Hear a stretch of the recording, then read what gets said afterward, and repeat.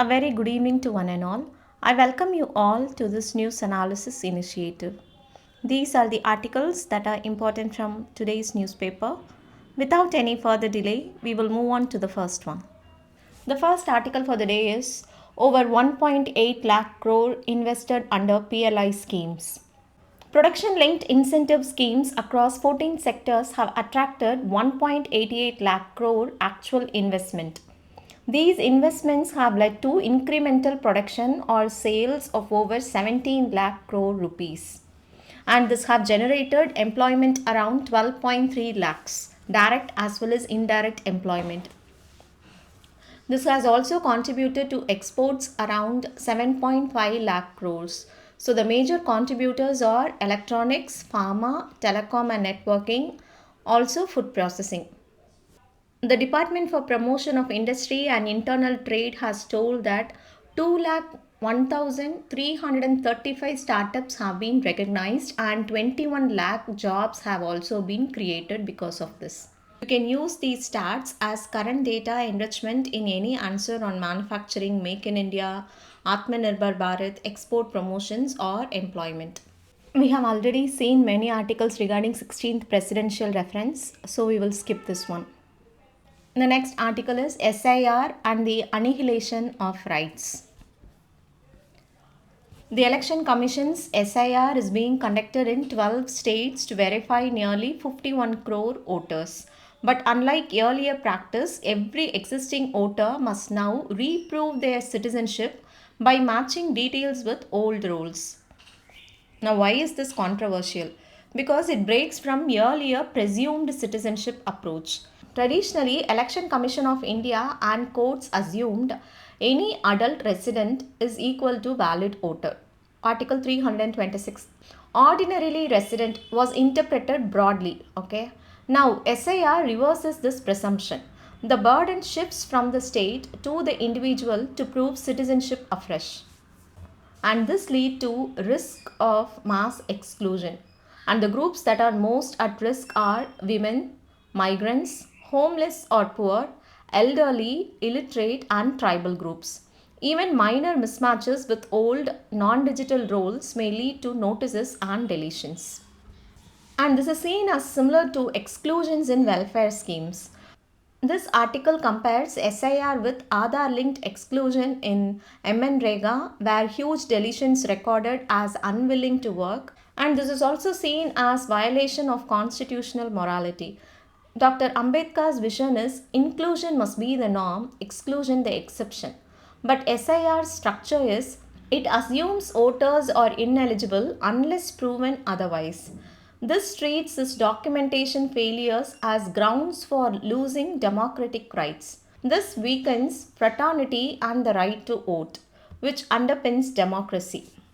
So, the experts suggest that we have to use social audits as in welfare schemes for verification. Avoid creating a high friction documentation heavy process. Make inclusion the default, remove barriers for vulnerable groups.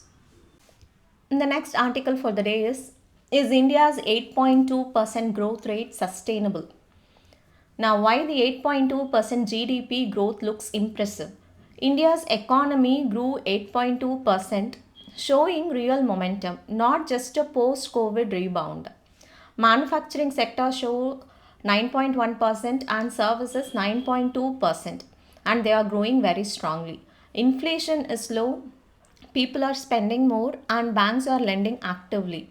And government finances are stable and exports, especially services, remain strong. On the surface, India looks like one of the world's fastest growing major economies. But the IMF gives India as grade C. Why? The IMF rating is not about GDP growth, but about how reliable India's economic data systems are. IMF says India's data has issues such as outdated base year, no producer price index using WPI instead, inconsistent methods of calculating GDP, weak data on state finances and informal sector, no seasonal adjustment to quarterly numbers. So this means India's growth is real, but the data systems behind it need improvement. Now, why the IMF warning matters? Strong GDP does not automatically mean strong economic foundations. There are key structural weaknesses like too many workers still in low productivity agriculture. India's exports depend heavily on services, not goods. Mining and electricity sectors are weak. Rupee pressure due to global volatility. And governance and data systems need strengthening. The economy is growing fast, but the supporting institutions are not yet strong enough. So, is growth sustainable? In short term, yes. Demand is strong, inflation low, banks healthy, services booming. In long term, it is uncertain. Unless we fix our data systems, improves productivity, strengthens manufacturing, and reforms labor and exports, growth may slow later. That is the key point here. The next article for the day is Satellites, Science, and the New Fight for Spectrum in Space. Right now, there is a new space race happening. Not to reach the moon, but to control radio frequencies and orbital slots around the Earth. Why? Because thousands of satellites called mega constellations are being launched to give high speed internet everywhere. So, what is spectrum and why is everyone fighting for it?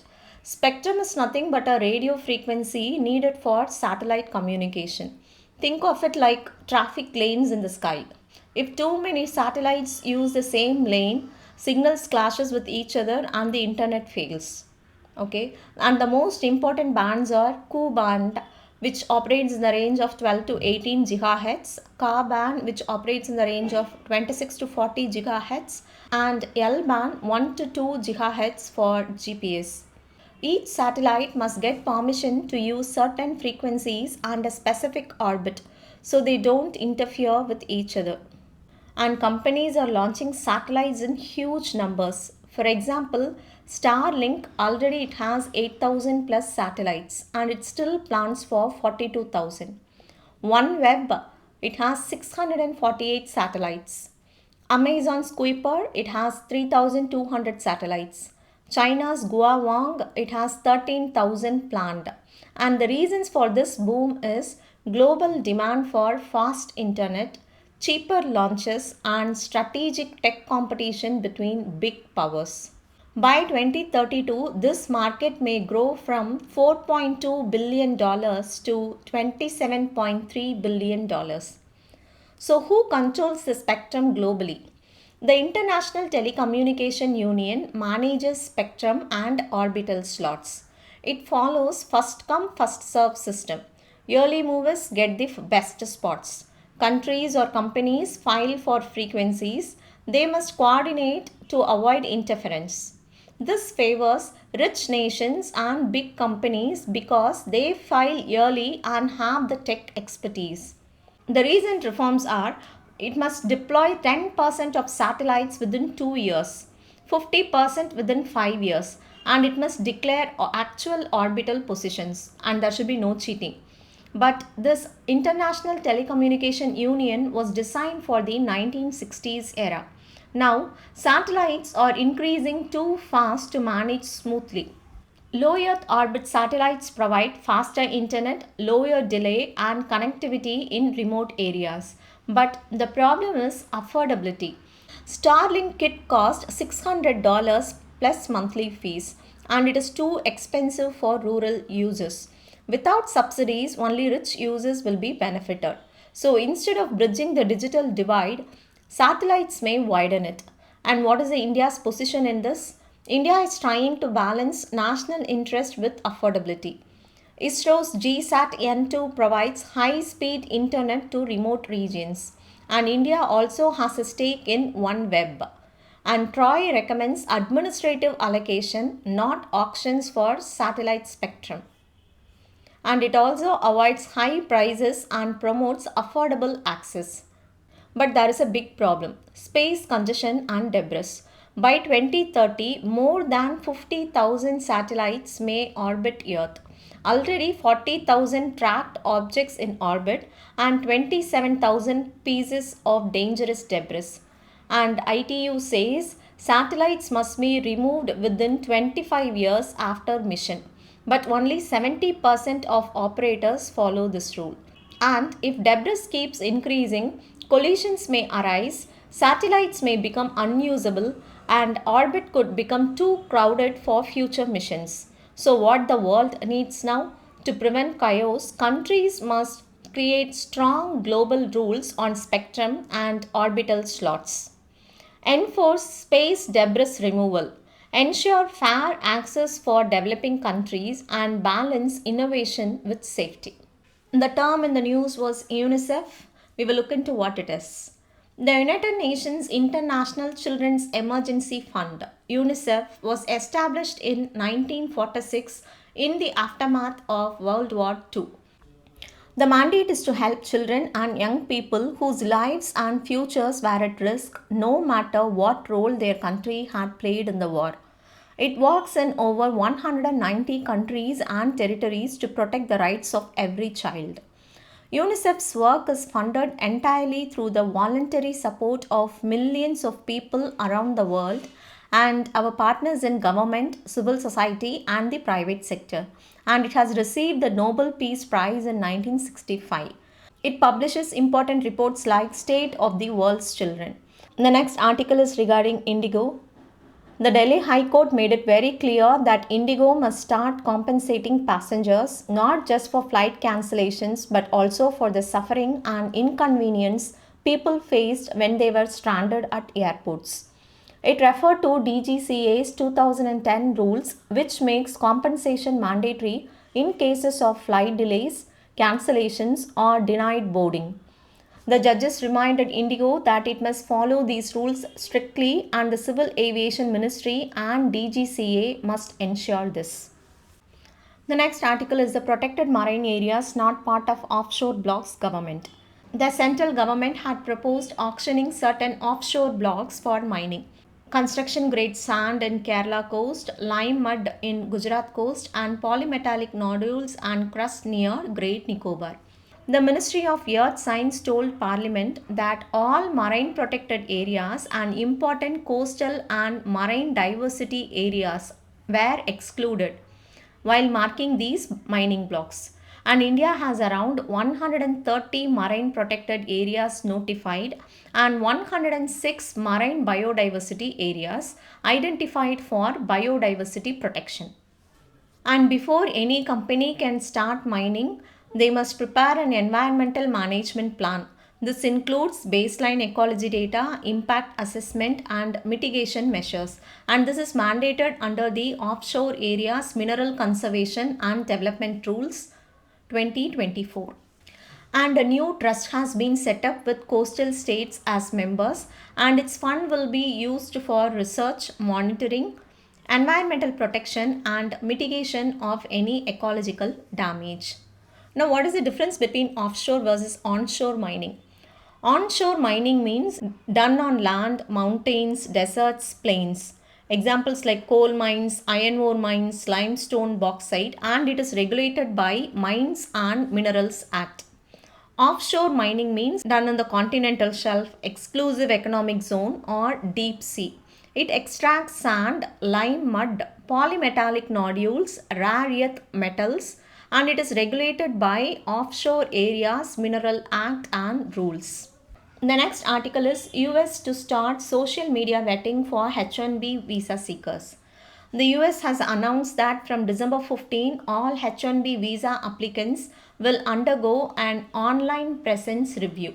This means US authorities will scrutinize applicants' social media activity, online behavior, and digital footprint before deciding on visa approval. And why is the US doing this? The US Embassy said that they want to ensure applicants do not pose any security risk. Confirm that the applicant is eligible and will follow the visa rules. H-1B visas directly affect India's IT industry, which is a major contributor to exports, services sector growth, and foreign exchange earnings. Policy changes in the US impact Indian skilled workers, especially the tech workforce. Understanding global labor mobility trends is essential for international relations. The next article is Deepavali has been officially added to UNESCO's representative list of intangible cultural heritage of humanity.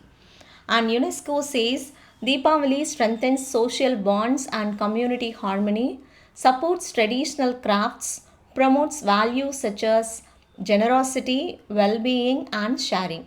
And it contributes to sustainable development goals, especially culture, livelihoods, and social cohesion. Regarding this article, free trade agreement, once it is signed, we will look into the details of it. The next article is Australia's social media ban for under 16s takes effect. This is an interesting article because Australia has become the first country in the world to ban social media for children under 16 years of age. Starting December 15, major platforms like Facebook, Instagram, TikTok, YouTube, X, Snapchat, and Reddit have begun locking out all accounts belonging to under 16 users. The goal is child safety. A government study showed shocking numbers like 96% of 10 to 15-year-olds were on social media, 70% had seen harmful content, more than half faced cyberbullying, and 1 in 7 had experienced grooming type behavior. To enforce the ban, platforms must verify age using strong tools, not just birthdays. They must use things like selfie based age checks, government ID, bank cards, and AI behavior analysis. If they fail, they can be fined up to $33 million. Tech companies, especially Meta, argue that such bans may push teens to less regulated apps, making them even more unsafe. The next article is the European Union has agreed to reduce its greenhouse gas emissions by 90% by the year 2040 compared to the 1990 levels. To meet this target, the EU will also buy foreign carbon credits to cover around 5% of the total emission cuts.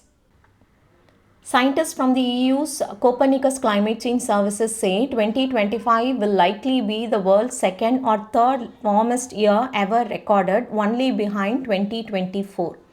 This also means the period 2023 to 2025 will be the warmest 3 years in human history. For the first time, the average temperature for 3 continuous years has crossed 1.5 degrees Celsius above pre-industrial levels.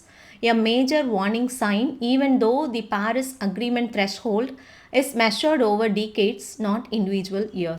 Extreme events like deadly typhoons in the Philippines, massive wildfires in Spain, and heat waves across the world reflect this accelerating warming trend. And global climate reports by World Meteorological Organization and UN Environment Program now warn that the world may no longer realistically keep warming below 1.5 degrees Celsius. Even if all countries meet their climate pledges, we are heading toward 2.3 to 2.5 degrees Celsius warming. And the current policies push us toward 2.8 degrees Celsius, which is extremely dangerous. Emissions must fall by 50% by 2035 to have any chance of limiting warming. The western tragopan is one of the India's rarest pheasants and the state bird of Himachal Pradesh, now surviving only in small fragmented patches of the western Himalayas. Fewer than 3,000 to 9,500 birds remain in the wild, mainly due to habitat loss, human disturbance, and climate change. Himachal's Sarahan pheasantry has actually achieved a global first, the world's first successful captive breeding of the western tragopan.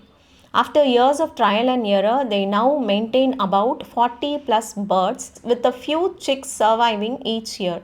But experts are clear that captive breeding alone cannot save the species. Without protecting the bird's natural forest habitat, these gains won't translate into long-term survival. Attempts to reintroduce bird into the wild began around 2020. Early trials showed promise. One bird even survived almost a year, but rewilding is now on hold because of budget constraints and the need for more scientific protocols before scaling up. A key insight that you can take from this article is climate variability is disrupting breeding timing, which affects chick survival.